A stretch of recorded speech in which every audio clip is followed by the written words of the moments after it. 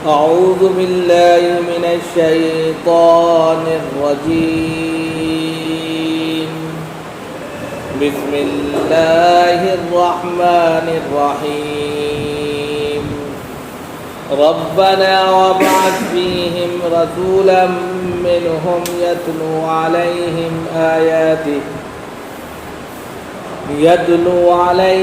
آياتك ويعلمهم الكتاب والحكمة ويزكيهم إنك أنت العزيز الحكيم. صدق اللہ العظیم.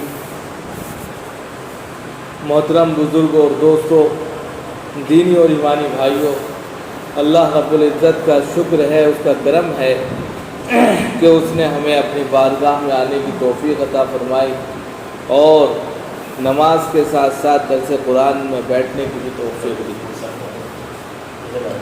آج آپ کے سامنے درس قرآن میں سورۃ البقرہ مدنیہ کی 129ویں آیت کی تلاوت کی گئی.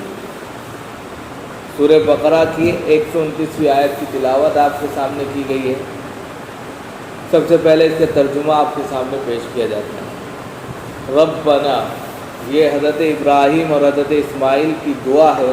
اس سے پہلے دعاؤں کا سلسلہ جاری ہے.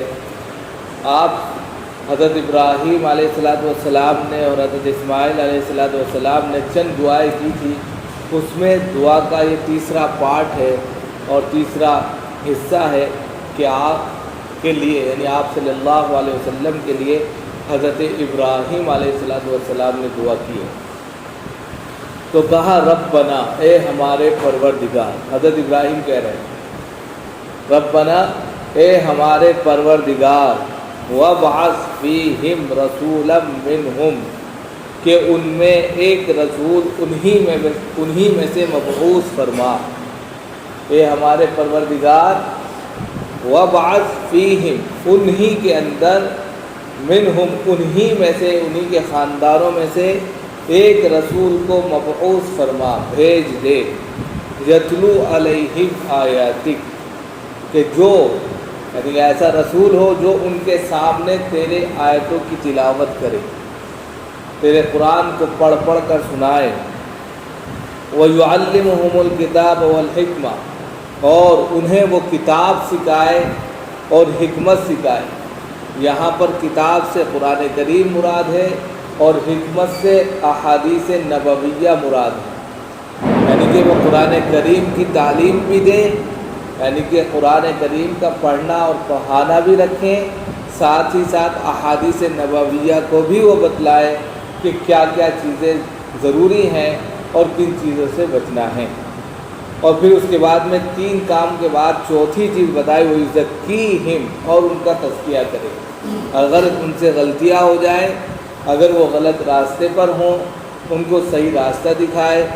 اگر ان سے کوئی گناہ ہو جائے تو ان کی توبہ کرائے، اور توبہ کے ساتھ ساتھ ان کے بوجھ کو ہلکا کرے، ان کے دل کو صاف کرے، تاکہ اس کے ذریعے پھر وہ اللہ کی بارگاہ میں آ کر مزید سجدہ ریزی کی توفیق سے سرفراز ہوں. مزکیہم انک انت العزیز الحکیم، بلا شبہ آپ جو ہیں زبردست ہیں اور حکمت والے ہیں. تو یہ حضرت ابراہیم نے دعا کی تھی جناب محمد رسول اللہ صلی اللہ علیہ وآلہ وسلم کے لیے. اس دعا کے کرنے میں اور آپ صلی اللہ علیہ وسلم کی بعثت میں تقریباً 2500 سال کا وقفہ ہے. گویا کہ یہ دعا جس وقت کی گئی ہے اور جب جناب محمد رسول اللہ صلی اللہ علیہ وسلم اس پرتھوی پر جلوہ افروز ہوئے ہیں، اس وقت کو اگر آپ جو ہے کیلکولیٹ کرتے ہیں تو تقریباً 2500 سال کا وہ عرصہ نکل کر سامنے آتا ہے. اب اس سے صاف پتہ چلتا ہے کہ دعا بسا اوقات اللہ کے جو بہت محبوب بندے ہوتے ہیں، دعا تو قبول ہوتی ہے لیکن کچھ تاخیر سے بھی ہو جاتی ہے. اب جناب محمد رسول اللہ صلی اللہ علیہ وسلم کے لیے حضرت ابراہیم نے چند دعائیں کی ہیں. ان دعاؤں کا اثر 2500 سال کے بعد دکھ رہا ہے. آج ہم دعا کرتے ہیں اور کام نہیں بنا تو بھاگ جاتے ہیں، ارے دعا قبول ہی نہیں ہوتی۔ تو اس سے ایک یہ میسیج بھی دینا ہے کہ ہمیں اللہ سے نیک امید رکھنی چاہیے، اچھی امید رکھنی چاہیے، مایوس نہیں ہونا چاہیے، دعا کرتے رہنا چاہیے۔ آج نہیں تو کل دعا ضرور قبول ہوتی ہے، دنیا میں یا تو اس کا پھل مل جاتا ہے، اور اگر دنیا میں وہ چیز نہیں ملی تو آخرت میں اس سے زیادہ اچھا پھل ملتا ہے۔ ایک تو یہ چیز یہاں پر پیش کی ہے۔ دوسری چیز یہاں پر یہ ہے کہ حضرت ابراہیم علیہ السلام نے جو دعا کی ہے وہ دعا بڑی اہم دعا ہے، اس لیے کہ اس سے پہلے جو دعائیں ہیں وَإِذْ يَرْفَعُ إِبْرَاهِيمُ الْقَوَاعِدَ مِنَ الْبَيْتِ وَإِسْمَاعِيلُ، یہاں سے اس دعاؤں کا سلسلہ شروع ہوتا ہے کہ حضرت ابراہیم علیہ السلام اپنے بیٹے، اپنے صاحبزادے حضرت اسماعیل کے ساتھ مل کر کعبے کی تعمیر فرما رہے تھے، کعبے کو بنا رہے تھے، کعبۃ اللہ جو ہے۔ جب کعبۃ اللہ کو بنا رہے تھے تو کعبۃ اللہ کو بنانے کے بعد میں آپ نے اللہ سے کہا ربنا تقبل منا انک انت السمیع العلیم، اے اللہ ہم نے یہ جو کام کیا ہے تیری رضا کے لیے کیا ہے، تیری خوشنودی کے لیے کیا ہے، دنیا میں کوئی بھی ہمیں سے پیار بھی نہیں چاہیے، بس تو ہمارے اس عمل کو قبول فرما، اور تو بہترین قبول کرنے والا اور خوب سننے اور جاننے والا۔ آج کے وقت میں ہم تھوڑا سا کام کر دیتے ہیں تو چاہتے ہیں 10 لوگ ہمارا جانیں، ہمارے بارے میں تذکرہ کریں کہ ہم نے یہ کام کیا، یہ کام کیا۔ لیکن حضرت ابراہیم نے مکہ بنا دیا اور اللہ سے یہ دعا کر رہا ہے کہ میرے اس عمل کو لوگوں کے سامنے نہ اس طرح اجاگر کر کہ میں نے یہ کام کیا، بلکہ میرے اس عمل کو بس آپ قبول فرما لیجئے، اور اس طور پر قبول فرمائیے کہ یہ گھر آباد گھر بن جائے۔ اب جب یہ دعا کی تو آپ نے ایک دعا اور کی، اور وہ دعا کیا کہ ربنا وجعلنا مسلمین لک، اے ہمارے پروردگار ہمیں مسلمان بنا دے۔ آپ مسلمان تھے، حضرت ابراہیم حضرت اسماعیل دونوں مسلمان تھے، لیکن اس کے باوجود اللہ کے حضور انہوں نے سب سے پہلے کیا کہا، ہمیں مسلمان بنا دیں، یعنی پکا سچا وہ مسلمان بنا جو آپ کے نزدیک فی معنی میں مسلمان کہلانے کے لائق ہے، جو اپنے کو پورے طور پر، مسلمان کا مطلب ہوتا ہے اپنے آپ کو اللہ کے سپرد کر دینا، جو اپنے کو پورے طور پر اللہ کے سپرد کر دے، احکام خداوندی کو ماننے میں اور احکام خداوندی کو تسلیم کرنے میں سر خم تسلیم کر دے، سر کو جھکا دے، وہ اصل مسلمان ہے۔ تو کہا ربنا وجعلنا مسلمین لک، ہمیں آپ دونوں نے دعا کی ہے کہ اللہ ہمیں دونوں کو مسلمان بنا دے، اور ساتھ ہی ساتھ دیکھیے انہوں نے دعا کی وَمِن ذُرِّيَّتِنَا أُمَّةً مُسْلِمَةً لَكَ، اور ہماری جو ذریت ہے، ہماری جو اولاد ہے، ہمارے جو بال بچے ہیں، ان کو بھی امت مسلمہ میں رکھ دے، ان کو بھی امت مسلمہ کا شرف حاصل فرما۔ وَأَرِنَا مَنَاسِكَنَا، کیونکہ گھر بنایا تھا تو اب اس گھر میں تیرے بہت سے پیروکار اور بہت سے ایسے لوگ جو تیری کبریائی بیان کرنے کے لیے آئیں گے، تو لہذا وَأَرِنَا مَنَاسِكَنَا، اور ہمیں ارکان حج سکھا دے، حج کے جو آداب ہیں، حج کی جو رعایتیں ہیں، اس کو ہمیں سکھا دے، تاکہ ہم صحیح معنوں میں تیرا حج کا فریضہ انجام دے سکیں، جس سے تو سب سے زیادہ خوش ہوتا ہے۔ وَتُوبْ عَلَيْنَا، اور ہماری توبہ قبول فرما، اِنَّكَ أَنْتَ التَّوَّابُ الرَّحِيمُ، اس لیے کہ آپ جو ہیں سب سے زیادہ توبہ قبول کرنے والے اور غفور الرحیم۔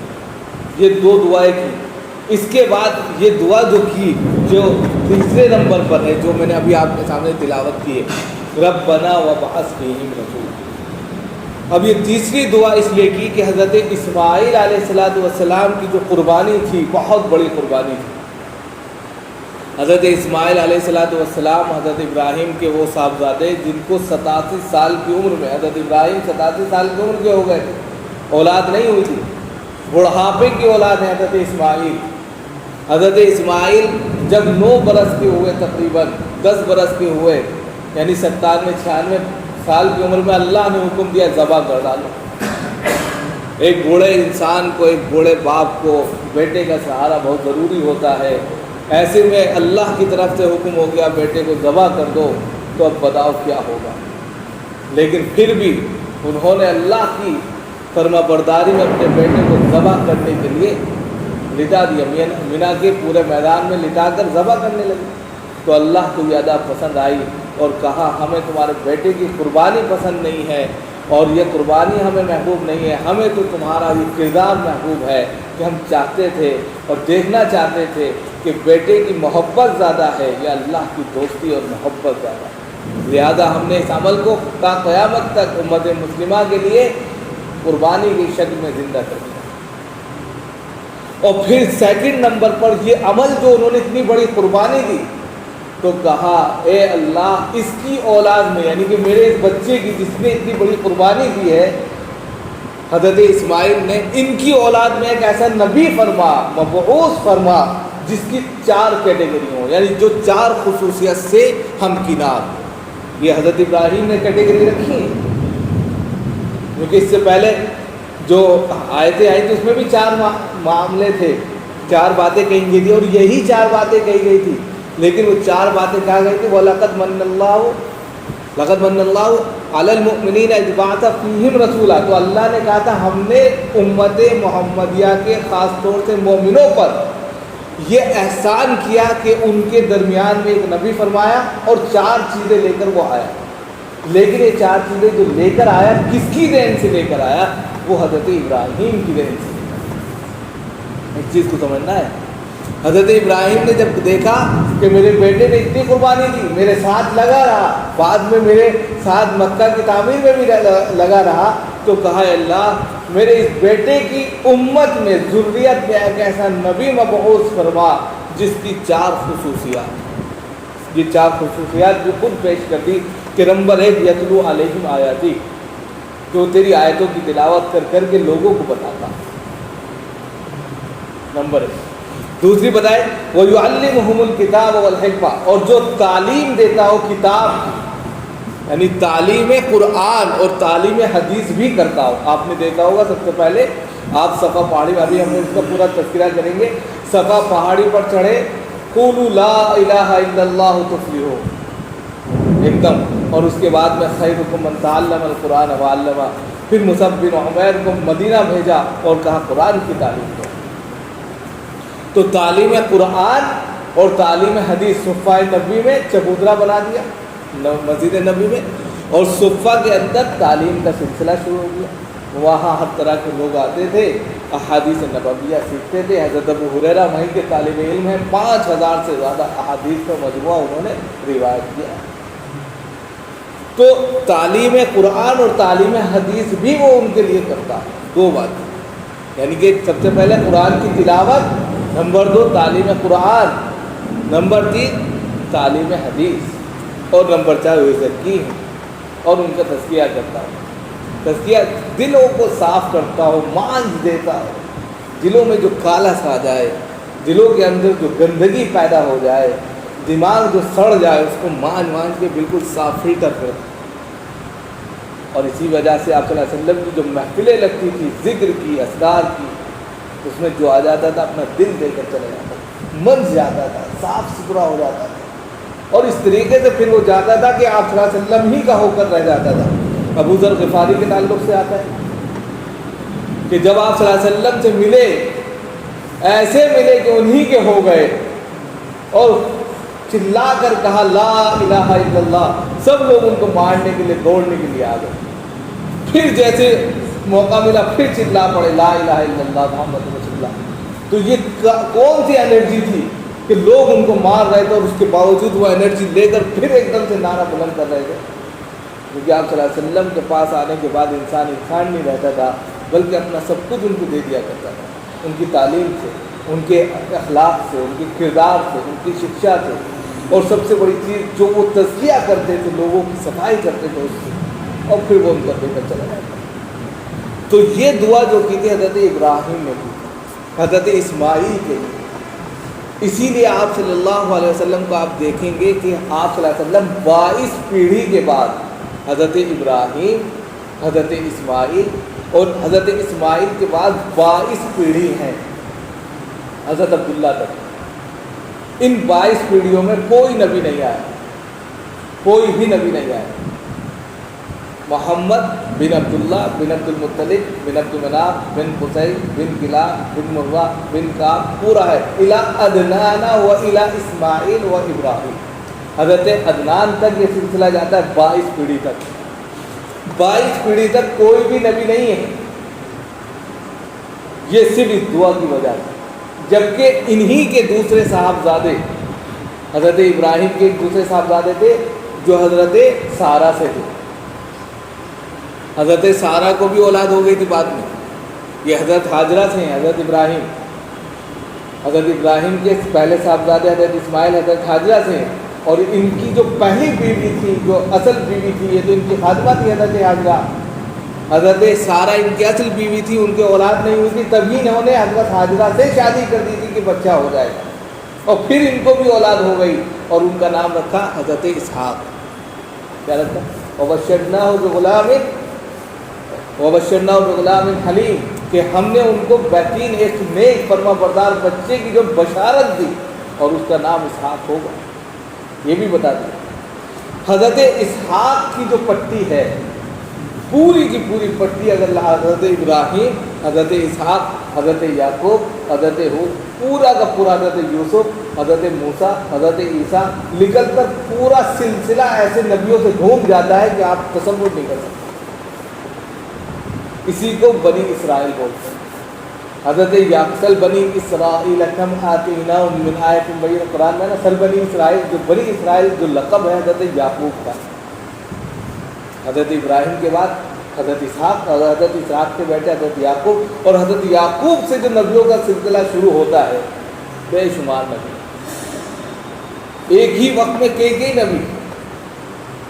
تو حضرت ابراہیم علیہ السلام کے سیکنڈ بیٹے جو حضرت اسحاق تھے، ان سے نبیوں کا سلسلہ شروع رہا۔ بنی اسرائیل میں بے شمار نبی آئے۔ اسی لیے آپ نے دیکھا کہ جب مکہ اور مدینے کے اندر جو ہے، مدینے میں سب سے زیادہ یہود اور نصارہ رہتے تھے، تو ان کی کتاب میں نبی پاک علیہ السلام کا تذکرہ تھا، تو وہ آخری نبی کے آنے کا انتظار کر رہے تھے۔ آخری نبی کے آنے کا انتظار کر رہے تھے کہ نبی آنے والا ہے۔ آج یہود اور نصارہ کیوں مسلمانوں کی دشمنی؟ اصل دشمنی یہ ہے کہ آخری نبی میں وہ کون سے سرخاب کے پر تھے کہ جو حضرت اسحاق کی نسل سے نہ آ کر حضرت اسماعیل علیہ السلام کی نسل سے آئے، اور یہی بغض، یہی عداوت، یہی ان کے اندر جو نفرت اس قدر بڑھ گئی کہ آپ صلی اللہ علیہ وسلم کو انہوں نے کبھی نبی تسلیم نہیں کی، جبکہ ان کی کتابوں میں صاف موجود تھا، توریت اور انجیل میں موجود تھا۔ وہ یہ کہتے تھے کہ آخری نبی تو آنے والا ہے، لیکن ہم یہ نہیں جانتے تھے کہ وہ نبی ادھر سے آ جائے گا۔ ہم تو چاہتے تھے، ہم فخر کرتے تھے کہ وہ نبی بھی ہمارے میں سے آئے، ہم کو فخر تھا۔ وہ اہل کتاب اپنے آپ کو کہتے ہیں، آج بھی اپنے کو آج بھی وہ اہل کتاب مانتے ہیں کہ ہم اہل کتاب ہیں۔ اس بنیاد پر وہ یہ فخر کرتے تھے کہ ہم نبیوں کی اولاد ہیں۔ اسی لیے یہود اور نصارہ کے ذہن دماغ بہت تیز فاسٹ ہوتے ہیں۔ جب حضرت ابراہیم علیہ السلام کے بعد، حضرت اسماعیل کے بعد آپ صلی اللہ علیہ وسلم کی بعثت مکہ میں ہو گئی، تو مکہ میں بعثت جب ہوئی تو دھیرے دھیرے 40 سال کا وہ پورا واقعہ میں نے آپ کو بتا ہی دیا تھا۔ اب یہاں سے پوری ہسٹری سنیے تاکہ آپ کو لگے کہ دو ڈیوائڈنگ جیسے ہوئی ہے، یہود اور نصارہ مسلمانوں کے دشمن کیوں ہیں، پھر ان دشمنی میں انہوں نے کس حد تک دشمنی کی ہے، اصل واقعہ کیا تھا، اس چیز کو سمجھیے۔ تو دو چیزیں ہیں، حضرت اسحاق علیہ السلام کی نسل سے تمام انبیاء کا سلسلہ لگا رہا، اور وہ اس دنیا میں آ کر ایک ہی کام کرتے رہے، لیکن حضرت اسماعیل علیہ السلام سے صرف ایک نبی آئے ان کی نسل سے، اور وہ خاتم النبی اور جناب محمد رسول اللہ صلی اللہ علیہ وسلم ہے۔ اس لیے کہ ان کے لیے حضرت ابراہیم نے اور حضرت اسماعیل نے دونوں نے مل کر 2500 سال پہلے یہ دعا کی تھی، جو بعد میں قبول ہوئی۔ اس کے بعد انہوں نے اس کے بعد جو ہے یہ سمجھیے کہ اب حضرت ابراہیم، حضرت آپ صلی اللہ علیہ وسلم کی میں نے 35 سال 40 سال کی پوری زندگی بتا دی تھی آپ کو، تو 40 سال کے بعد آپ صلی اللہ علیہ وسلم کی عادت شریفہ حضرت ابراہیم علیہ السلام کے نقش قدم پر، ان کی دین پر یعنی دین حنیف پر سوچنے کی عادت تھی، یعنی کہ وہ اپنے گھر سے ٹفن لے کر چلے جاتے تھے، یہ حضرت حاجرہ، حضرت خدیجہ آپ صلی اللہ علیہ وسلم کی اہلیہ محترمہ ٹفن پہنچا دیا کرتی تھی، آپ غار حرا میں جا کر بیٹھ جاتے تھے اور کئی راتیں دھیان لگاتے تھے دین حنیف پر، یعنی اس وقت عبادت کا کوئی تصور نہیں تھا کہ جس طرح ہم نماز پڑھ رہے ہیں ایسے ہی نماز پڑھتے تھے، ایسا کچھ نہیں تھا، دھیان لگاتے تھے، اللہ کو یاد کرتے تھے، بس یہ تھا۔ اب جب دھیان لگائے تو فرشتے آ گئے، حضرت جبریل امین آئے اور کہا اقرأ بسم ربک الذی خلق۔ یہ 40ویں سال کا واقعہ، جب آپ کی عمر 40 سال کی ہو گئی تو پہلے جو کہہ سکتے ہیں کہ میسیج تھا وحی کا، جس کو وحی بولتے ہیں اللہ کی طرف سے، وہ اقرأ بسم ربک الذی خلق خلق الانسان من علق اقرأ وربک الاکرم الذی علم بالقلم علم الانسان ما لم یعلم۔ یہ سورہ علق کی 5 آیتیں لے کر حضرت جبریل آئے اور انہوں نے آپ صلی اللہ علیہ وسلم کے سامنے یہ چیز پیش کی، تو آپ صلی اللہ علیہ وسلم نے شروع میں کہا کہ میں پڑھا لکھا نہیں ہوں، میں نے بتایا تھا کہ آپ صلی اللہ علیہ وسلم امی تھے، ان پڑھ تھے، پڑھنا لکھنا نہیں جانتے تھے، ورنہ لوگ یہ کہتے تھے کہ اپنی طرف سے گڑھ کر لیا آیا ہے، بنا کر لیا آیا ہے، اس لیے آپ صلی اللہ علیہ وسلم کا کوئی استاد نہیں ہے، اللہ ہی نے ان کو سکھایا ہے۔ تو اللہ کی طرف سے اسی لیے دوسری جگہ والذی بعث فی الامیین کا لفظ استعمال کیا گیا، نبی امی کہا گیا کہ وہ ان پڑھ نبی تھے، خود سے نہیں پڑھ پاتے تھے بلکہ اللہ کی جانب سے اللہ رب العزت نے ان کو علم عطا کیا۔ اس کے بعد میں آپ صلی اللہ علیہ وسلم کے بعد یہ وحی آئی اور وحی کا سلسلہ رک گیا، وحی آنا بند ہو گیا، کئی سال نہیں، پھر 2-3 سال کے بعد وحی آئی اور پھر کہا گیا یا ایھا المدثر قم فانذر وربک فکبر وثیابک فطہر فالرجز فاہجر۔ پوری آیتیں آئی کہ ایک یا ایھا المدثر، مدثر کہتے ہیں چادر میں لپٹے ہوئے انسان، آپ صلی اللہ علیہ وسلم بہت زیادہ غمگین رہنے لگے تھے، چادر وادر اوڑھ کے نہیں گئے کہ ایک چادر میں لپٹے ہوئے انسان اٹھ کھڑا ہو، لوگوں کو ڈرا، یہ میسیج آیا فرسٹ سیکنڈ۔ اب اس کے بعد آپ صلی اللہ علیہ وسلم چوری چھپے لوگوں کے پاس فلک چلے گئے، ادھر چلے گئے، لوگوں کو دین کی باتیں بتانے لگے۔ جب بتانے لگے تو آپ صلی اللہ علیہ وسلم کا یہ دھیرے دھیرے حضرت ابو بکر آ گئے، پھر ان سے کئی تو 11-12 لوگ جو ہے آپ کی ٹیم میں شامل ہو گئے۔ جب شامل ہو گئے اس میں سب سے پہلے حضرت ابو بکر ہیں، مردوں میں، بچوں میں حضرت علی ہیں، عورتوں میں حضرت خدیجہ ہے، غلاموں میں زید بن حارثہ ہیں۔ ان 4 لوگوں نے اسلام قبول کر لیا اور پھر ان سے جو ہے تیزی کے ساتھ میں اسلام پھیلنے لگا۔ مدرسہ دار ارقم ایک چھوٹا سا مدرسہ بنایا، ارقم بن ارقم کے نام سے ایک گھر تھا اصل، اس کو مدرسہ بنا لیا کہ جو بھی کام ہو آپ کو، جو کچھ پوچھنا ہو اس جگہ آ جائے، اسی کا نام مدرسہ دار ارقم مکہ کے اندر یہ قائم ہوا، وہاں آ کر جو بھی سیکھنا ہے نماز جو بھی وہاں آ گئے۔ اب اس کے بعد میں یہ لوگ جو ہے اب اللہ رب العزت کی طرف سے پھر سیکنڈ حکم آ گیا فاصدع بما تؤمر واعرض عن المشرکین وانذر عشیرتک الاقربین واخفض جناحک لمن اتبعک من المؤمنین۔ اس میسج کے اندر، اس وحی کے اندر یہ تھا کہ اب آپ کو چوری چھپے کام نہیں کرنا ہے، ڈنکے کی چوٹ پر آپ اعلان کر دیجئے کہ اللہ ایک ہے، اس کے علاوہ کوئی معبود نہیں ہے، اور مشرکین سے اعراض کیجیے اور اپنے قریبی رشتہ داروں کے لیے تھوڑا نرم پڑ جائیے، ان کو لے کر آئیے۔ اب آپ کو جیسے یہ میسیج ملا ویسے ہی آپ صفا پہاڑی پر چڑھے، صفا پہاڑی پر چڑھ کر سب کو یا صباحا لوگوں کو بلایا، سب آ گئے۔ اب آئے تو آنے کے بعد میں لوگوں نے کہا یا محمد بتائیں کیا بات ہے؟ یا صباحا اس وقت کا ایسا نعرہ تھا کہ کوئی بھی شخص اس نعرے کو سنتا تھا تو فوراً خود آتا تھا یا کسی کو بھیجتا تھا، اس کا مطلب یہ ہوتا تھا کہ کوئی دشمن آ گیا ہے یا کوئی بہت اہم واقعہ پیش آیا.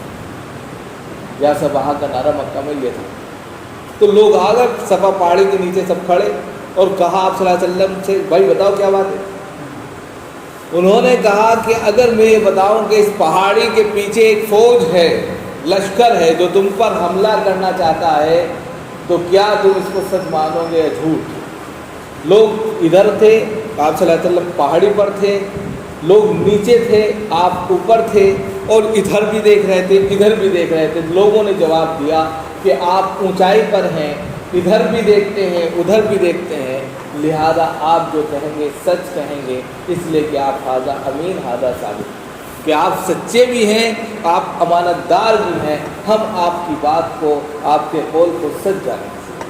جیسے یہ بات کہی تو آپ صلی اللہ علیہ وسلم نے کہا قولوا لا الہ الا اللہ تفلحوا, اے لوگو لا الہ الا اللہ کہتے ہو کامیاب ہو جائے. بس یہ کہنا تھا سب سے پہلے. وہ ہے نا گھر کا بھیدی لنگا ڈھائے, آپ ہی کے چچا ابو لہب کھڑے ہوئے, تبت لک تبت یدا ابی لہب, مطلب پوری آیت اسی کے سلسلے میں نازل ہوئی. تبت کہتے تیرے نعوذ باللہ ثم نعوذ باللہ تیرے ہاتھ ٹوٹ جائے, تیرے ہاتھ ٹوٹ جائے. اس لیے جمع کیا, غصہ ہو گئے, گرمی ہو گئے, کہ اس لیے بلایا تھا. تو اللہ رب العزت نے اس کی لفظ کو ریکارڈ کر لیا فوراً, اور سورہ لہب اسی کے نام سے اتار دی. تبت یدا ابی لہب وتب, تیرے ہاتھ ٹوٹے ان کے کیا ٹوٹے. اللہ نے ریکارڈ اسی پر لگا دیا. اب اس کے بعد میں لوگ آپ صلی اللہ علیہ وسلم کا واقعہ کہتا چلا گیا. اب تقریباً 5 سال گزر گئے, یعنی نبوت کے کہہ رہے ہیں, ہم ہجرت کے نہیں کہہ رہے ہیں, نبوت کے 5ویں سال کچھ لوگوں نے مجھے پریشان بہت کر دیا تھا, ہجرت کر گئے حبشہ کی طرف. پھر نبوت کے 7ویں سال کچھ لوگوں نے ہجرت کی. اب جب 7واں سال ہوا نبوت کا, تو ان لوگوں نے, مکہ والوں نے آپ صلی اللہ علیہ وسلم کے پورے خاندان کا بائیکاٹ کر دیا. بائیکاٹ, ان سے شادی نہیں کوئی کرے گا, ان سے کوئی رشتہ نہیں کرے گا, ان سے کوئی سامان نہیں خریدے گا, ان کو کوئی سامان نہیں دے گا, ان سے کوئی تال میل نہیں کرے گا. لہذا یہ شیب ابی طالب میں چلے گئے. ایک گھاٹی تھی جس کا نام شیب ابی طالب تھا, تو اس گھاٹی میں لوگ بیچارے چلے گئے. کھانے پینے کی کوئی چیزیں, کہتے ہیں کہ پتے کھاتے تھے, اور جو ان کو فضلہ ہوتا تھا وہ مینگنی کی شکل میں ہوتا تھا. پتے کھا کر زندگی میں 3 سال تک بائیکاٹ رہا.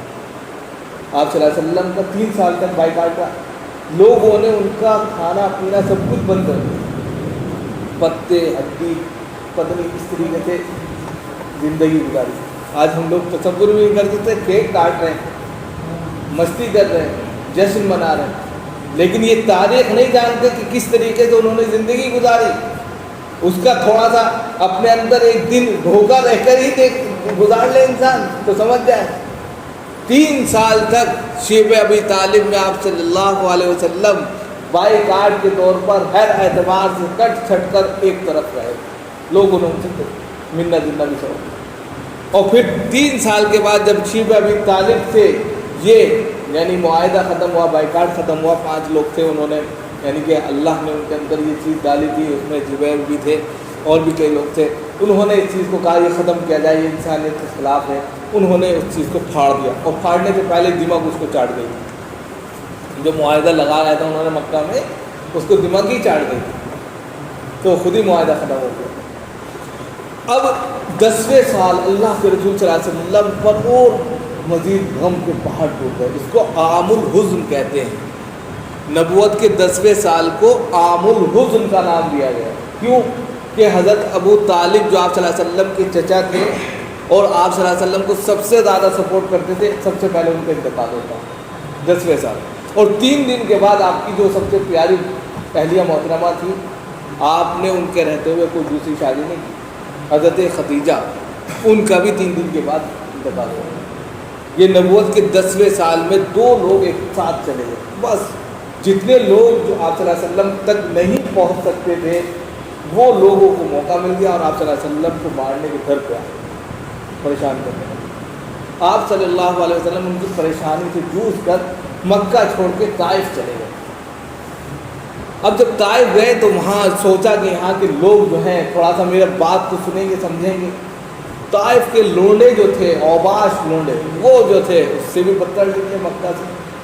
پتھر گما لے کے آپ صلی اللہ علیہ وسلم کو چلا دیا، پورا دندان مبارک، انگوٹھا سب خون میں لت پت۔ آپ صلی اللہ علیہ وسلم تھک ہار کر ایک باغ کے پاس بیٹھ گئے اور دو فرشتے آئے، جہاں طائف کی آبادی جیسے اس میں آباد ہے، ادھر پہاڑ ہے، ادھر بھی پہاڑ ہے، ادھر یہ آبادی ہے، تو دونوں پہاڑ کے فرشتے آئے اور کہا اللہ کے رسول صلی اللہ علیہ وسلم اگر آپ کا حکم ہو تو دونوں کو پہاڑ کو ملا دیں، ان کو یہی مار دیں، ختم کر دیں۔ انہوں نے اتنی بدتمیزی کی ہے۔ انہوں نے کہا نہیں، مجھے ان سے نہیں، ان کی اولاد اور نسل سے امید ہے کہ ان میں سے کوئی ایک ایسا بندہ اٹھے گا جو ایمان تسلیم کرے گا اور اللہ کا نام لے گا۔ اسی پر وما ارسلناک الا رحمۃ للعالمین، کہ آپ صلی اللہ علیہ وسلم کو دنیا کے لیے رحمت بنا کر بھیجا تھا۔ چاہتے تو بدلہ لے سکتے، نہیں، میں رحمت بنا کر بھیجا گیا ہوں، میں بدلہ لینے کے لیے نہیں بھیجا گیا۔ اب اس رحمت کا یہ اثر ہوا کہ آپ پھر طائف سے واپس مکہ آ گئے۔ اب اللہ رب العزت نے، کیونکہ بہت زیادہ غم تھا، یہ جو نماز پڑھتے ہیں نا، اب آ رہی ہے نماز، بہت غم تھا، بہت رنج تھا، لیٹ گئے نڈھال ہو کر۔ 27 رجب 10ویں سال نبوت کے، 27 رجب 10ویں سال نبوت کے، اللہ رب العزت نے کہا کہ بھائی آ جاؤ میرے پاس ملاقات کے لیے، ہیڈ کوارٹر بلا لیا۔ اللہ نے اپنے شرف قبولیت کا، یعنی اپنی ہم کلامی کا شرف عطا کیا۔ اور سبحان الذی اسری بعبدہ لیلا من الحج جو تلاوت کی وہ اسی لیے کی ہے کہ راتوں رات اس بندے کو اللہ کی ذات نے، یعنی وہ ذات پاک ہے جس نے اپنے بندے کو راتوں رات مسجد حرام سے اٹھا کر بیت المقدس اور بیت المقدس سے سیدھے جو اپنے پاس بلایا الی سدرۃ المنتہی۔ یہ کس لیے کہ طائف میں جو بہت زیادہ دل ان کا ٹوٹ گیا تھا، لوگ ہر اعتبار سے پریشان کر رہے تھے، تو اللہ نے کہا میں اپنے نبی کو تھوڑا سا دلاسا دینے کے لیے اپنے پاس بلا لیتا ہوں۔ آپ صلی اللہ علیہ وسلم کو 27 رجب نبوت کے 10ویں سال اللہ رب العزت نے آسمانوں پر بلایا، اور مکہ کے اندر سے، یعنی کہ مکہ میں تھے آپ، مسجد حرام سے پہلے بیت المقدس یعنی فلسطین آپ کو لے جایا گیا، اور وہاں تمام پیغمبر نبی جتنے بھی تھے 1,24,000 سب کو وہاں پہلے سے موجود رکھا، اور آپ نے سب کی امامت کی۔ آپ افضل ہوئے کہ نہیں ہوئے؟ سب کی امامت کرنے کے بعد پھر حضرت جبریل کو براق کے ذریعے کہا گیا اوپر لے کر آئی، اور تیز رفتار تیزی کے ساتھ وہ براق گیا اور الی سدرۃ المنتہی کے پاس پہنچ کر حضرت جبریل نے کہا اب آگے جانے کی میری طاقت نہیں ہے ورنہ میرے پر جل جائے، آگے آپ تشریف لے جائیں۔ پھر وہاں سے اللہ، اور یعنی جب آپ سنتے ہیں کہ اللہ کے رسول صلی اللہ علیہ وسلم نے جنت کو دیکھا، دوزخ کو دیکھا، یہ واقعات پھر وہاں سے شروع ہوتے ہیں۔ پھر اللہ رب العزت نے اپنے محبوب سے خوب باتیں کی، خوب ساری باتیں کرنے کے بعد میں دل تھوڑا سا مضبوط ہو گیا۔ جیسے آپ انسانوں کی بھی فطرت ہے کہ کسی کے گھر میں کوئی واقعہ پیش آ جائے، کوئی مندری شندری اس کو بلا لے یا آ جائے تو اس کی جو ہے دھارس بن جاتی ہے۔ تو بس اسی طرح اللہ رب العزت نے اپنے نبی کو اوپر بلایا، اور اس کے بعد جب وہ چلنے لگے تو کہا ایک گفٹ لے جاؤ، جب کبھی پریشان ہو جاؤ نا، جب دل کمزور پڑنے لگے، بس اس گفٹ کا استعمال کر کہ جی کیا 50 نمازیں تمہیں دی، 50 نمازیں وہی گفٹ ہے یہ جو ہم لوگ پڑھتے ہیں۔ اب یہ آئے جیسے تو حضرت موسیٰ سب سے پہلے مل گئے، کہ لگے کیا ملا، کیونکہ حضرت موسیٰ نے بھی کہا تھا کہ میں آپ کو دیکھنا چاہتا ہوں، تو اللہ نے کہا تھا بھیا دیکھ نہیں پاؤ گے، کہ نہیں میں دیکھنا چاہوں گا۔ تو جیسے دیکھا فخر موسیٰ، صحیح کہا، گھسی کھا کر گر گئے، 3-4 دن کے بعد ہو جائے۔ حضرت موسیٰ نے کہا تھا میں دیکھنا چاہتا ہوں، ناک کے وہاں سے، یہ تم ناک کا وہ ہے نا جس میں آپ دھاگا ڈالتے ہیں، اس میں اللہ نے اپنی تجلیات کا ظہور ڈالا تھا، فخر موسیٰ صحیح تھرڈ سے گر گئے، برداشت نہیں کر رہا۔ تو ان کو پتہ تھا کہ کچھ نہ کچھ ملا ضرور ہے، کچھ نہ کچھ ملا ہے۔ تو حضرت موسیٰ نے سب سے پہلے کیا دیا، کیا لیا، مطلب 50 نمازیں ہمیں پڑھ نہیں پائیں گے یار، کوئی نہیں پڑھ پائے گا، جاؤ پھر سے کم کرا لو۔ کہ لے ہم بھی توریت پہ گئے تھے اور وہاں توریت میں 40 تختیاں ہم کو دی تھی، اور ادھر جو ہے سامنے نے جو ہے کچھ اور کر دیا تھا، سب بگڑ گئے تھے۔ تو کیونکہ وہ جانتے تھے، ہر پارے میں حضرت موسیٰ علیہ السلام کا تذکرہ ہے، یہ اللہ کی شان ہے، سب سے زیادہ ان کے اوپر نعمتیں بڑھتی ہیں، سب سے زیادہ ان کی قوم پر جو عذاب بھی آئے سب سے زیادہ، کیونکہ بہت ہٹ درم قوم تھی ان کی، ہر سے زیادہ، بہت زیادہ۔ تو اس کے بعد میں جو ہے حضرت موسیٰ علیہ السلام کے کہنے پر پھر چلے گئے، تو گئے اللہ نے یعنی کہا ہوگا کہ 5، یعنی کہ کہا کہ نہیں کر پائیں گے، تو اللہ نے کہا 5 کم کی، 45، پھر آئے کہ نہیں کر پائیں گے، پھر تو کہتے ہیں کہ یہ سلسلہ 9 مرتبہ لگا رہا، 9 مرتبہ آپ آئے گئے، ہر دفعے میں 5 کی کنسیشن مل جاتی، آخر میں 5 بجی، تو پھر حضرت موسیٰ نے کہا بھیا اور کم کرا لو، تو کہا اب مجھے شرم آتی ہے، پتہ چلے کہ 5 کی 5 چلی جائے، کہ یہ بھی نہیں پڑھ پائیں گے تمہارے امتی، پکا بتا رہے، کیونکہ ان کو پورا اس کا جو ہے تجربہ ہو گیا تھا۔ انہوں نے کہا مجھے شرم آتی، اور وہ 5 لے کر آ گئے۔ تو اللہ نے کہا کہ اگر آپ صلی اللہ علیہ وسلم کے امتی یہ 5 نمازیں اپنے وقت میں ادا کریں گے تو 50 نمازوں کا ثواب، ہر نماز میں 10 نمازوں کا ثواب ہے، اب ان سے 50 نمازوں کا ثواب ملتا ہے، اور اگر یہی نماز بیت المقدس میں پڑھی جائے تو 50,000 نمازوں کا ثواب ملتا ہے، اور اگر یہی نماز مسجد حرام میں پڑھی جائے تو 1,00,000 نمازوں کا ثواب ملتا ہے، سمجھ گئے؟ 1,00,000 نمازوں کا ثواب ملتا ہے۔ آپ مسجد میں نماز پڑھیں 5 تو ان 5 نمازوں کا ثواب 50 کے برابر ہے، اگر بیت المقدس فلسطین میں نماز پڑھیں تو 50,000 ہے، اور یہی نماز اگر مکہ میں پڑھیں، مسجد حرام میں پڑھیں تو یہی نمازوں کا ثواب 1,00,000 ہے، اور مسجد نبوی کیونکہ بیت المقدس ہی کے برابر ہے تو وہاں سے بھی 50,000 کا ثواب۔ اب اس کے بعد اب آ گئے تو تصدیق کس نے کی سب سے پہلے، کیونکہ کوئی تصدیق نہیں کر رہا تھا نا، زیادہ ٹائم تو نہیں ہو رہا، ٹھیک، کیونکہ میں چاہتا ہوں کہ یہ واقعہ آ جائے پورا، تو کوئی تسلیم نہیں کر سکتا تھا، کون جائے گا اتنے اوپر، کون آئے گا، کوئی تسلیم نہیں کر رہا تھا، جس سے بھی آپ صلی اللہ علیہ وسلم نے بتایا کہ ہم اللہ میاں کے پاس سے آئے، مل کے ملاقات کر کے دیکھو کیا بول، تسلیم نہیں کر رہا۔ جیسے آپ میں سے ہم میں سے کوئی کہتے ہیں ہم جو ہے یوگی جی کے پاس گئے تھے، ہم فلاں منتری کے پاس گئے تھے، کوئی تسلیم نہیں کرے گا، اور وہ ہائی پاور سپر پاور کے پاس، تو کہنے لگے حضرت ابو بکر کے پاس لوگوں نے کہا کہ آپ صلی اللہ علیہ وسلم یہ کہنا ہے، اور اتنی تیزی کے ساتھ گئے کہ جب گئے تھے تو کنڈی جیسے انسان جاتا ہے تو دروازہ کھولتا ہے، تو پہلے جو ہے لمبی والی جس میں ایک زنجیر نما کنڈی ہوتی تھی وہ ہلتی رہتی تھی،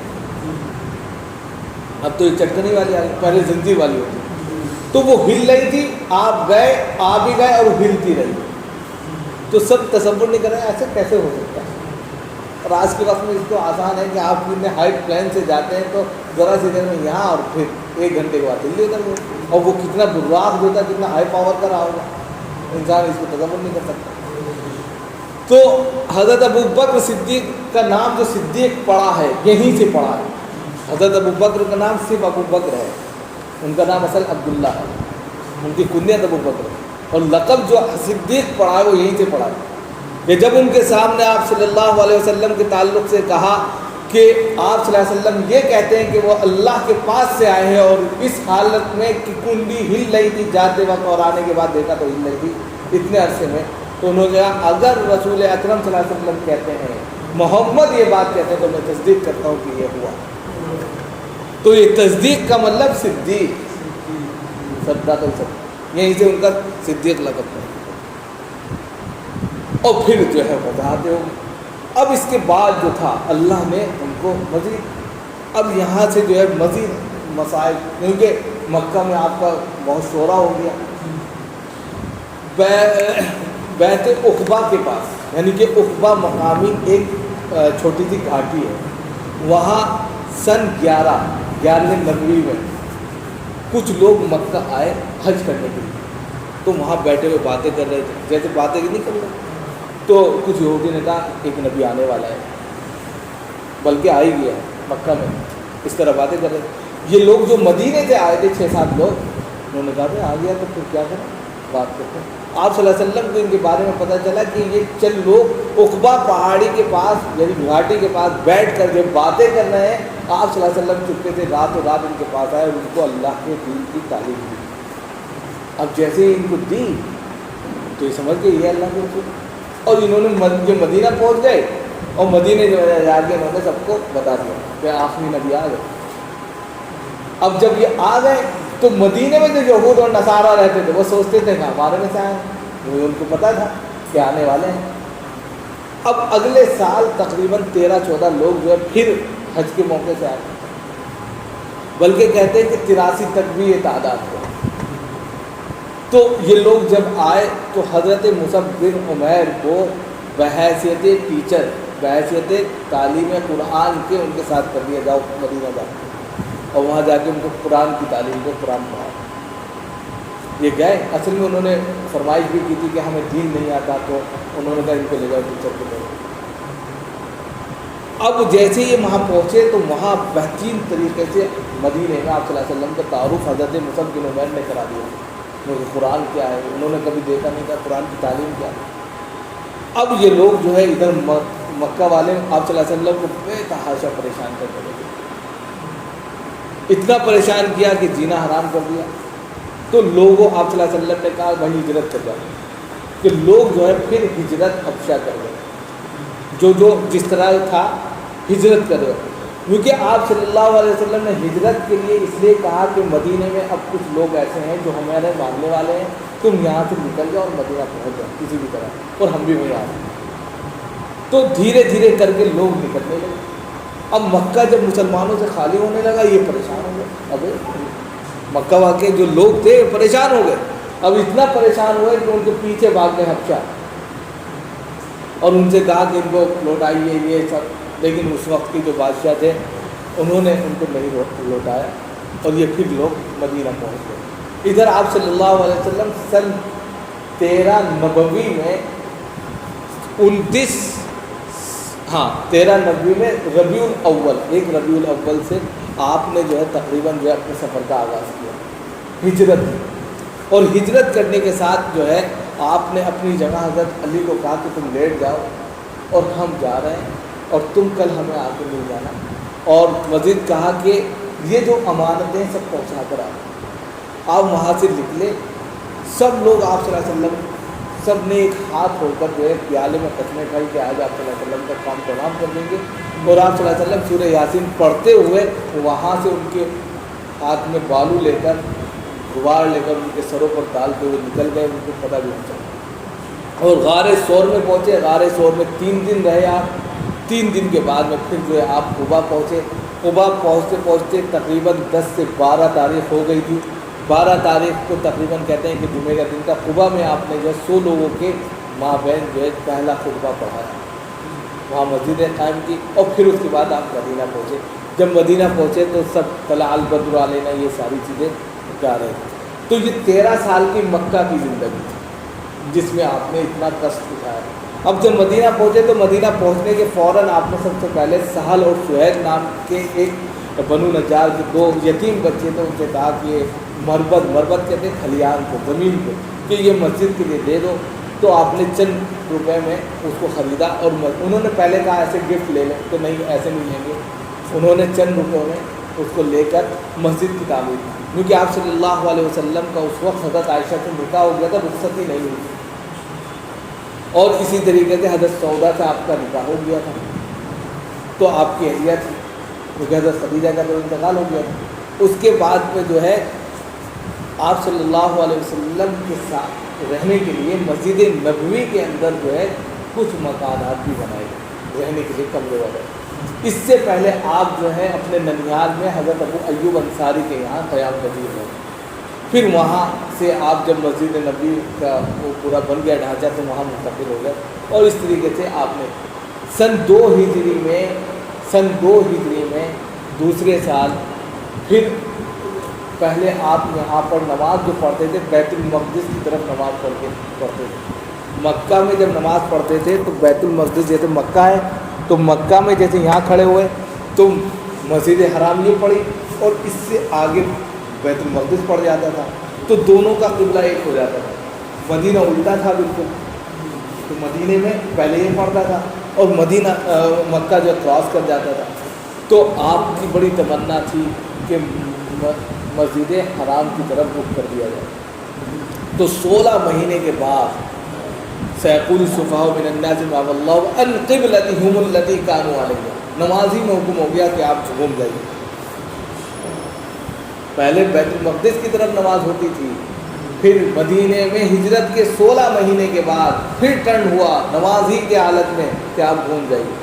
تو جو سب سے پیچھے تھا وہ سب سے پہلے میں آ گیا تھا۔ 2 رکعتوں میں ایسا ہوا، عصر میں یہ حکم آیا کہ نماز جو پہلی صف میں تھا تو آپ صلی اللہ علیہ وسلم گھوم کے ادھر چلے گئے، جب گھوم کے یہ پوری صف اس طرح تبدیل ہوتی چلی گئی، نمازی کے اندر حکم تھا، اور جو سب سے پیچھے تھا وہ سب سے پہلی صف میں ہو گیا، اور جب سے سب سے آگے تھا وہ سب سے پیچھے چلا گیا۔ تو اس طریقے سے نماز میں یہ حکم آیا تھا۔ اور 16 اس کے چند مہینے کے بعد غزوہ احد کا واقعہ، غزوہ بدر کا واقعہ پیش آیا۔ غزوہ بدر میں لڑائی کے لیے نہیں نکلے تھے، بلکہ اس لیے نکلے تھے کہ ابو سفیان جو تھے اس وقت کفار مکہ کے ساتھ تھے، تو وہ شام سے آ رہے تھے خوب پیسہ لے کر، مال لے کر، ادھر یہ مسلمانوں کو بہت پریشان کر رہے تھے مکہ میں۔ تو انہوں نے سوچا کہ ان کے قافلے کو روک لیا جائے تاکہ مسلمان جو وہاں پھنسے ہوئے ہیں وہ واپس آئیں۔ اب ان لوگوں نے روکنا چاہا، لیکن حضرت ابو سفیان بڑے دماغ تیز تلوار تھے، وہ سمندری علاقوں سے ہوتے ہوئے مکہ پہنچ گئے، ان سے مٹبھیڑ بھی نہیں ہوئی اور یہ واپس آ گئے۔ اب یہ مکہ میں پتہ چل گیا تھا یہ، تو مکہ کے 1000 لوگ جو ہے آپ صلی اللہ علیہ وسلم کے خلاف لڑائی پر آ گئے۔ اب بدر کے مقام پر جو ہے یہ لوگ پہنچ گئے، حضرت ابو سفیان مکہ پہنچ گئے، تو اب انہوں نے لڑائی شروع کر دی۔ مسلمان صرف 313 تھے اور ادھر سے 1000 کا لشکر۔ انہوں نے بہت چاہا کہ لڑائی نہ ہو، لیکن لڑائی آ گئی تو اللہ کی مدد آئی 3000 5000 فرشتوں کی شکل میں، اور وہ جیت لیے۔ جب جیتا تو بڑے بڑے اس میں سردار مارے گئے، تو ان لوگوں نے جا کر قسمیں وعدے لیا حضرت ابو سفیان وغیرہ نے کہ ہم اگلے سال لڑائی کریں۔ تو پھر اس کے بعد میں سن 3 ہجری میں غزوہ احد ہوا۔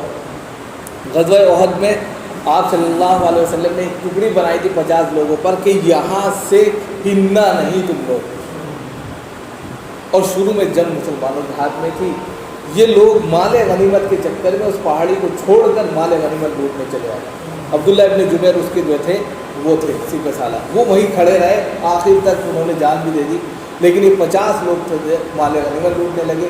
ادھر خالد بن ولید انہی کے ساتھ میں تھے، وہ ادھر سے اس پہاڑی سے نکل کے آ گئے، کیونکہ آپ صلی اللہ علیہ وسلم کو خطرہ انہی کا تھا، وہ اسی پہاڑی سے نکل کر آئے اور دھاوا بول دیا، مسلمان بیچ میں آ گئے۔ ادھر کفار بھاگ رہے تھے، یہ مال غنیمت لوٹ رہے تھے، اب مسلمان بیچ میں آ گئے تھے۔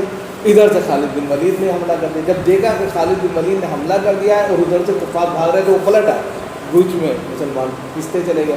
آپ صلی اللہ علیہ وسلم کے دندان مبارک بھی اس میں شہید ہوئے، خود کی لکڑیاں لگ گئیں، اور بہت لوگوں نے اڑا دیا کہ آپ صلی اللہ علیہ وسلم نعوذ باللہ شہید کر دے گئے۔ ایسا نہیں ہوا، پھر کسی نے کہا کہ آپ کا مطلوب کیا ہے، اور پھر جنگ کسی طرح رکی۔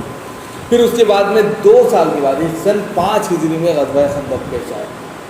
پھر اس کے بعد میں غزوہ بنو مصطلق ہے، کئی غزوات ہوئے، ٹوٹل غزوے جو ہیں وہ 27 ہیں۔ کتنے؟ 27 غزوہ اس کو کہتے ہیں جس میں آپ صلی اللہ علیہ وسلم نے شرکت کی، اور دستہ اس کو کہتے ہیں جس میں آپ نے شرکت نہیں کی، روانہ کی، وہ 57 ٹھیک ہے۔ اور اسی طریقے سے آپ صلی اللہ علیہ وسلم کے ان تمام غزوات میں جو مرحوم شہیدین کی تعداد ہے اور مرنے والوں کی تعداد ہے 1000 سے زیادہ نہیں پہنچتی۔ آج چھوٹے چھوٹے بم اسپاٹ میں جو ہے آپ دیکھتے ہیں لاکھوں لوگ مر جاتے ہیں۔ لوگ کہتے ہیں کہ اسلام دہشت گردی کا مذہب ہے، اس نے پورے اپنے واقعے میں اگر دیکھیں اٹھا کر اس کی تمام جنگوں میں 1000 کی تعداد بھی نہیں پہنچتی، اس چیز کو لوگ مینشن نہیں کرتے۔ اس کے بعد میں سن 6 ہجری آ جاتا ہے۔ سن 6 ہجری میں آپ صلی اللہ علیہ وسلم نے خواب، بالکل لاسٹ میں ہم لا رہے ہیں، سن 6 ہجری میں آپ صلی اللہ علیہ وسلم نے ایک خواب دیکھا اور یہ دیکھا کہ ہم مکہ گئے اور عمرہ کر رہے ہیں. تو آپ صلی اللہ علیہ وسلم نے اس کا تذکرہ کیا. 1400 لوگوں پر مشتمل ایک جماعت لے کر آپ صلی اللہ علیہ وسلم خود ہی کے جانور بھی لے کر روانہ ہوئے اور کہا کہ ہم جب بیت رضوان یعنی کہ ایک رضوان جگہ ہے وہاں پر آپ نے بیت رضوان کی, اس جگہ پر پہنچے تو کہا کہ حدیبیہ کے ہی مقام پر اصل میں بیت رضوان ہے, اسی لیے وہاں صلح حدیبیہ کا مطلب یہ ہے کہ حدیبیہ کے مقام پر وہ صلح ہوئی تھی اور اس کے بعد میں بیت رضوان لی گئی. تو حدیبیہ کے مقام پر پہنچنے کے بعد آپ نے مکہ والوں کو خبر دی کہ ہم 3 دن کے لیے آنا چاہتے ہیں اور صرف ہمارا مقصد عمرہ کرنا. انہوں نے کہا ہمارے لیے کسی بھی طریقے. حضرت عثمان جو آپ صلی اللہ علیہ وسلم کے داماد بھی تھے, عثمان غنی, ان کو بھیجا کہ بھائی تم جا کے بات کرو. کسی نے آگے اڑا دیا کہ ان کو مار دیا. تو آپ صلی اللہ علیہ وسلم نے بیت رضوان لی اور اپنا ہاتھ رکھا اور دوسرا ہاتھ نہیں رکھا. ایک ہاتھ پہ بیت لے رہے تھے, اپنا دوسرا ہاتھ ایسے رکھا کہ یہ عثمان کی بیت لیتا ہے, اس طور پر کہ جنہوں نے ان کو مارا ہے ان سے بدلہ لیا ہے. تو پھر وہاں سے طفیل بن عمرو الدوسی اور کئی لوگ آ گئے اور انہوں نے معاہدہ کیا. معاہدے میں طے ہوا سن 6 ہجری میں کہ آپ اس سال حج نہیں کریں گے. 10 باتیں طے ہوئیں, اس میں تو موٹا موٹا میں بتا رہا ہوں کہ اس سال آپ عمرہ نہیں کریں گے, اگلے سال آئیں گے, 3 دن کے لیے آئیں گے, ہتھیار لے کر نہیں آئیں گے. مسلمانوں میں سے جو بھی شخص مکہ آئے گا ہم اس کو واپس نہیں کریں گے. ہمارا جو بھی شخص آپ کے پاس پہنچے گا اس کو آپ کو واپس کرنا پڑے گا. یعنی کہ ظالمانہ صلح ہو. آپ صلی اللہ علیہ وسلم نے سب کو تسلیم کر دیا اور لاسٹ میں ایک مہر کے طور پر دستخط کیے. تو حضرت علی صلح نامے کو لکھ رہے تھے. اب یہاں سے بھی پتہ چلتا ہے کہ آپ ان پڑھ تھے کہ آپ صلی اللہ علیہ وسلم نے کو انہوں نے لکھا تھا من محمد رسول اللہ صلی اللہ علیہ وسلم, یعنی کہ محمد صلی اللہ علیہ وسلم کی طرف سے. اس سے پہلے انہوں نے لکھا تھا بسم اللہ اللہ بسم کا اللہ نہیں, اس سے پہلے لکھا بسم اللہ الرحمن الرحیم. تو انہوں نے کہا بسم اللہ الرحمن الرحیم ہم نہیں جانتے, بسم کا اللہ لکھو. انہوں نے کاٹ کے لکھ دیا. پھر لکھا من محمد بن عبداللہ رسول اللہ صلی اللہ علیہ وسلم. کہنے لگے اصل جھگڑا تو اسی پر ہے, محمد بن عبداللہ لکھو, رسول اللہ کاٹو. کہ اگر رسول اللہ مان لیتے تو جھگڑا ہی کس بات کر رہا. انہوں نے حضرت علی نے کہا اس کو نہیں کاٹ سکتا. تو اس کے بعد کہا کہ نہیں یہ تو کاٹنا پڑے گا. تو آپ صلی اللہ علیہ وسلم نے کہا اچھا لے کے آؤ. تو کہا کہ کہاں ہے کہ بتاؤ. تو اس سے پتہ چلتا ہے کہ آپ صلی اللہ علیہ وسلم پڑھنا نہیں جانتے تھے. تو کہا یہ ہے, آپ نے اس کو بتایا. پھر یہ صلح ہوئی تو اس کے بعد قرآن فوراً نازل ہوا انا فتحنا لک فتحا مبینا, کہ یہ کھلم کھلا فتح ہے.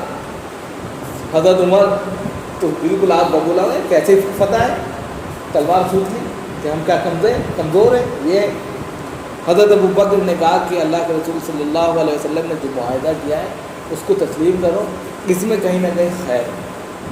اس میں 2 چیزیں بہت اہم تھیں کہ ہم 10 سال تک لڑائی نہیں کریں گے. یہ سب سے اہم پوائنٹس ہیں کہ ہم 10 سال تک لڑائی نہیں کریں گے. جو قبیلہ جس کے سپورٹ میں جا کر مدد حاصل کرنا چاہے گا اس کو مدد فراہم کی جائے گی. یہ معاہدہ ہوا. اب یہ جو معاہدہ ہوا اس میں آپ صلی اللہ علیہ وسلم کو موقع ملا اسلام کو تعارف کرانے کا. اب آپ نے لیٹر کے ذریعے, خطوط کے ذریعے, اپنے تقریروں کے ذریعے لوگوں کو اسلام کا تعارف. کہ اب لڑائی تو ہونی تھی, جو لڑائی کا خطرہ لگا رہتا تھا وہ ختم تھا, 10 سال تک لڑائی ہونی تھی. تو آپ نے کھلم کھلا لوگوں کو دعوت دی. بڑے بڑے ہرقل بادشاہ اور ایران اور جو ہے اس وقت کے روم ایران کے سب بڑے بادشاہوں کو آپ نے لیٹر لکھے.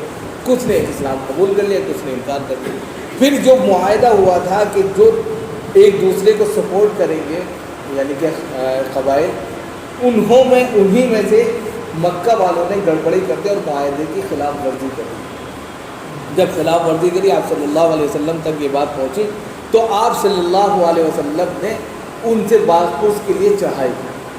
اور جیسے چڑھائی کی تو وہ اپنے میں کمزور نکلے. تو فتح مکہ یعنی 8ویں سال آپ نے چڑھائی کی, اسی کو فتح مکہ کہتے ہیں.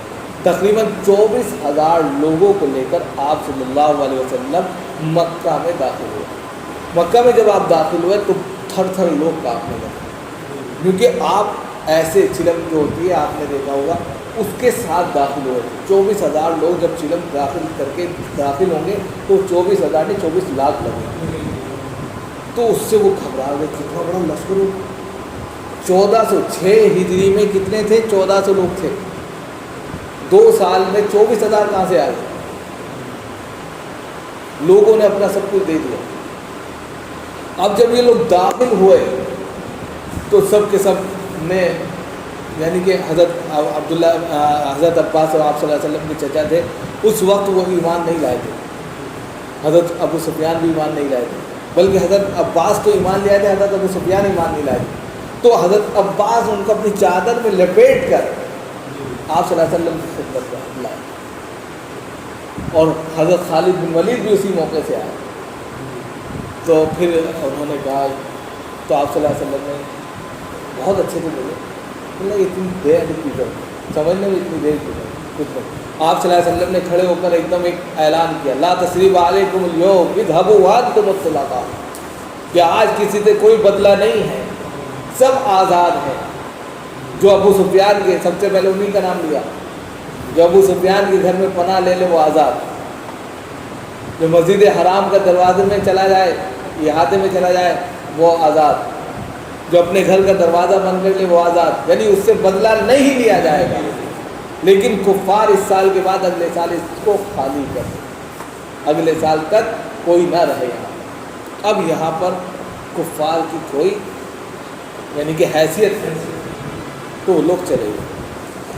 اب یہ پورے واقعے ہیں، اور اس کے بعد پھر اللہ کے رسول صلی اللہ علیہ وسلم نے 2.5 سال، یعنی اس کے بعد میں تقریباً فتح مکہ کے بعد جو ہے 9، 10 اور 11 3 سال ہی رہتے ہیں، جب فوج در فوج جو ہے اسلام میں لوگ داخل ہوتے چلے گئے۔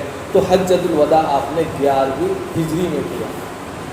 حجۃ الوداع کے موقع پر آپ نے بہت سارے پیغامات دیے، اور پیغامات کے ساتھ ساتھ سب سے پہلے انہوں نے جو اہم پیغام دیا کہ لوگوں، تمہاری جان، تمہارا مال، تمہاری عزت و آبرو بہت مقدس ہے، محترم ہے، لہذا اس کو ایک دوسرے کے خلاف برباد مت کرنا۔